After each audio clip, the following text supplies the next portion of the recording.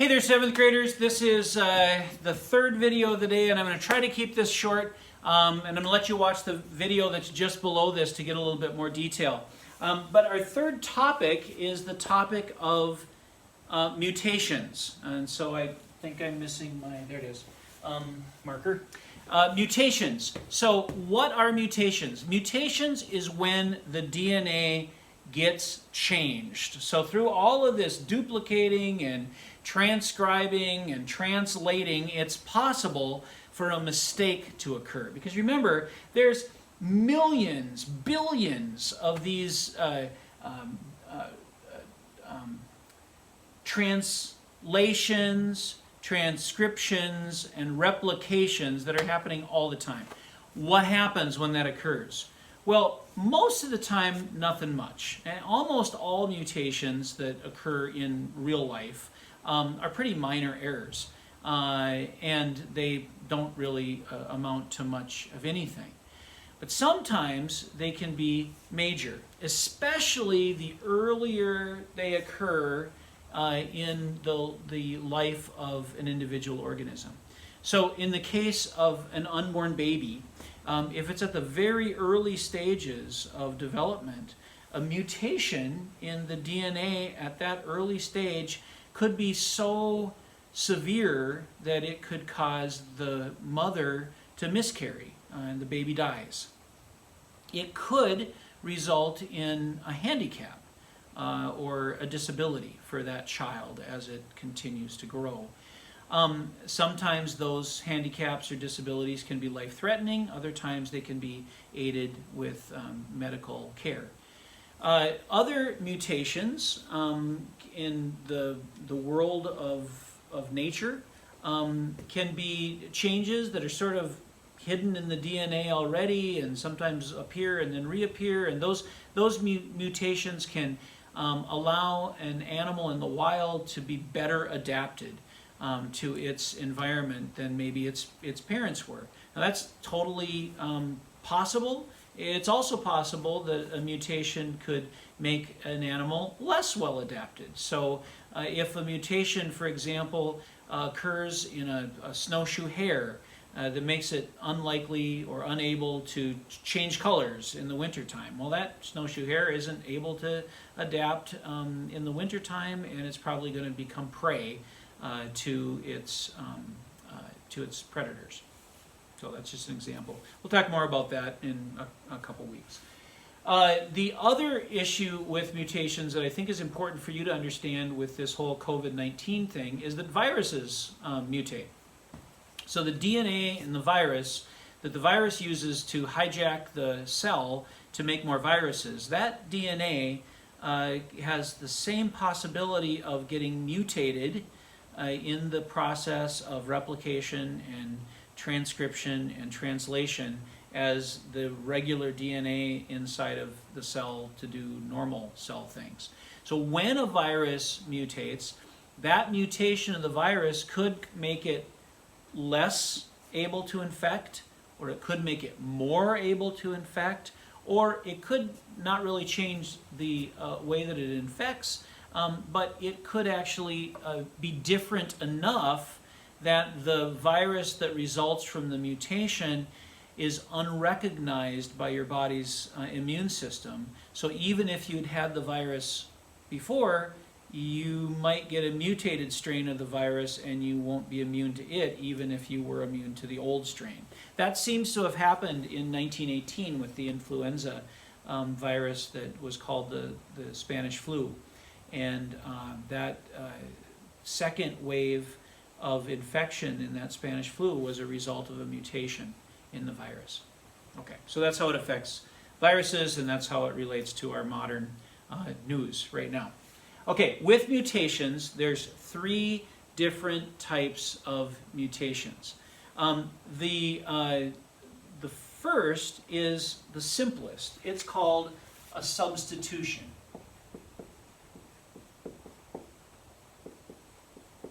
Substitution. Mutation. Okay, so if this is the original strand of DNA, and let's say that we've got a copy being made, and during this process we should have A pairing with T, T pairing with A, G pairing with C, C pairing with G, C pairing with G, A pairing with T, G pairing with C, G with C, C with A. That's what should be happening as this DNA replicates. But let's just say that right here, instead of that C pairing with a G, that for whatever reason, a C gets slipped in there. So now this strand of DNA is sort of mismatched. When it replicates, it's going to create a different set of instructions. So instead of A, T, G, C, C, A, G, G, T, this is going to become a G. So you'll see that this is now different from this. So that single point is a substitution mutation, otherwise known as a point mutation. Okay, point mutations are actually the least worrisome most of the time, and part of the reason is because if you go back to your codon amino acid translation chart, you'll see that many times a substitution of one letter may not even affect the amino acid that's called for in the building of that protein. So take a look just for example at the second column, first row, you'll see serine, the amino acid serine. Notice that the amino acid serine can be called for by the transfer RNA with the codons UCU, UCC, UCA, or UCG. So there's 3 different ways to get serine. Now, each of those, actually 4 different ways to get serine. Each of those 4 different ways results in a slightly different serine, but that doesn't really matter that much. It's not going to be a significant change in the protein that is being built. So these mutations, these point mutations or substitution mutations, those are the least worrisome for geneticists. The other type of mutation, the other 2 types of mutations are insertions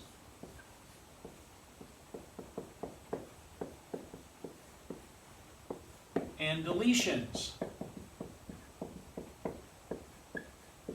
And they are exactly what they sound like. So we'll go back to this DNA strand again. And what happens here is that if it's an insertion mutation, an extra nucleotide gets added. So this was an A. Instead of one T, you might end up with 2 T's, and then another A, and then a C, and then a G, and then a G, and then a T, and then a C, and then a C, and then an A. Okay. So here's where the error happened, way at the beginning of this sequence.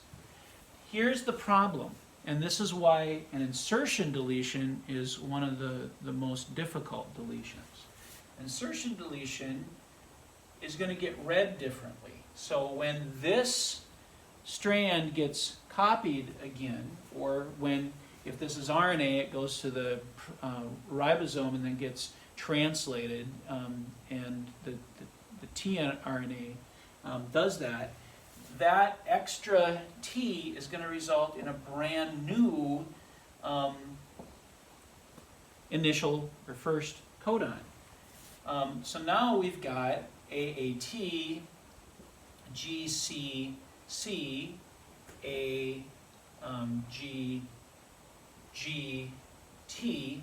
and it's going to get read like that. And then the ribosome isn't going to know what to do with that final nucleobase, and so it's going to ignore it. This sequence, AAT, GCC, AGG. Those are completely different codons. Those are completely different words. And so you're going to get a completely different protein out of this. That's why an insertion deletion can be potentially deadly. It's probably one of the most dangerous of the mutations. Deletion mutations are also just like they sound. So a deletion mutation is when a nucleotide, nucleobase gets skipped in the replication or transcription or translation process. So this should be T, A, C, G, G, T. But let's say that that gets skipped. So for whatever reason, the polymerase does not bring the new nucleobase in when it's supposed to, and it skips right over to here, and so this is a C, and this is a C, and this is an A. Now look what happens at the next step. So if this is RNA and it's going to the protein, or maybe this is a new strand of DNA and this happens somewhere down the road, but in whatever case, when this gets to that next step, this is going to result in A, T, G, C, C. This is the place that got skipped, and so the next nucleobase is going to be a G, and then again a G, and then a T. But when this gets read to make the protein, here now you've got ATG, that's the same. The second codon is now CCG, which is a little different here than what was before. And now we've got a G and a T, and that doesn't create an amino acid, and so at that point the ribosome doesn't know what to do, and so it probably just stops. Now this sort of mutation, this is sort of in the middle, so it's not maybe quite as bad as an insertion mutation, but it's not as harmless as a point mutation either. It depends on where in the gene a mutation like this takes place. So if the mutation happens almost at the end of the gene, it might be something that just really doesn't matter at all. It just is going to result in a slightly deformed protein, and that protein might not work quite as well as it's supposed to, but overall it works okay. If that deletion happens at the beginning of the gene, then that's a serious problem, and it's just as bad as an insertion mutation might have been someplace along the way. So that's kind of in the middle. So we've got the first two. We've got the substitution or point mutation, and we've got insertions and deletions. Now, because of the fact that the way we read it shifted, so here our reading sort of shifted that C over here, or the way that the insertion mutation kind of did that same thing. It sort of shifted the reading so that we had those three base codons again. These are sometimes referred to as frame shift mutations. And so we've got different phrases or words that are used to describe these mutations. Sometimes people will talk about point mutations or frame shift mutations, and that includes both of these. Sometimes they'll talk about substitution, insertion, and deletion mutations. So now, using this information, add that to what you're going to work on in the worksheet that's at the bottom of this post for Monday. Monday I'll again just try to have something short, and we'll go from there. So good luck on your work, and look forward to seeing you next time we get to talk. Bye-bye.